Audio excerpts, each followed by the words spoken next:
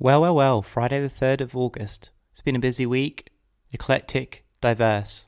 The rains came, the winds came, and now Helios is back. And with Mars spending forever in Aquarius, I've had no other choice but to turn over the reins to the flow of the universe. What follows are Fragments, a collage of media from my week.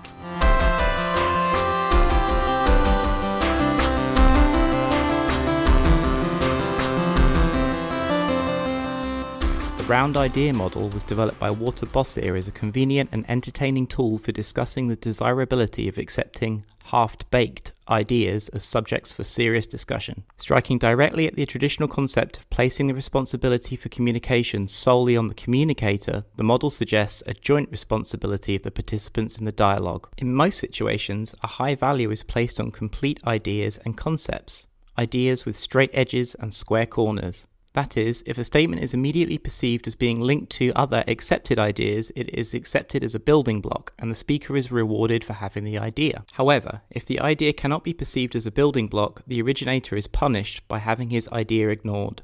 Many ideas and feelings are in this latter category.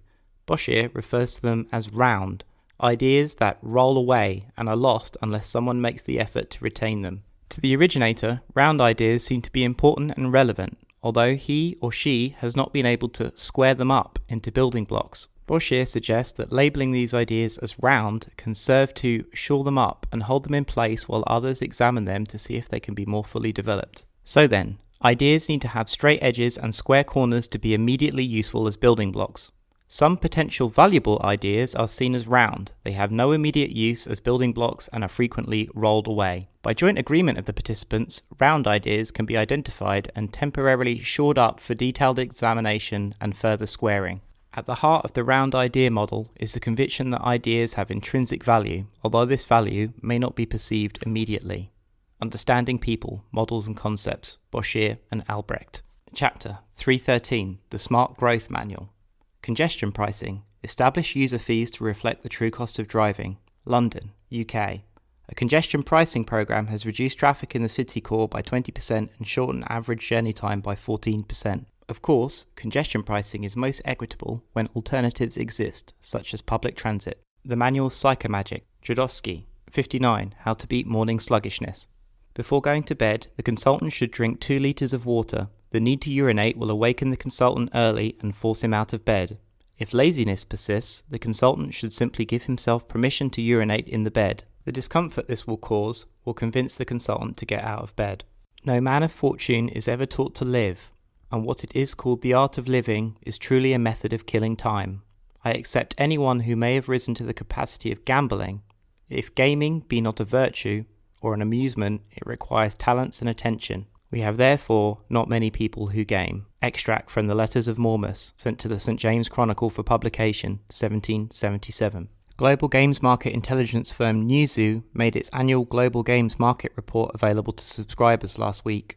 According to the report, there are 2.2 billion active gamers in the world, and as an aside, I assume they are killing time too. Private correspondence. G-Chat, the wolf that lays in bed disguised as your grandma has big ears to better hear what you are really saying. Call centre management has not changed much since the 1960s. Call centres back then were organised a lot like small factories. They had 100 people on the phones organised into teams of about 20, nominally based in different specialities. When one person on a team was on a break, either for lunch or for a coffee break, no one else could be on a break. The reason was fairly straightforward. If 20 people went on a break at lunch, keeping up with demand would be impossible.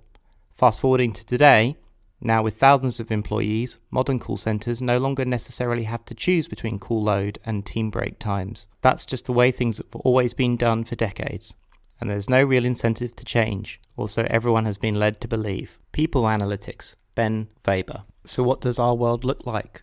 Let me describe to you our power animals.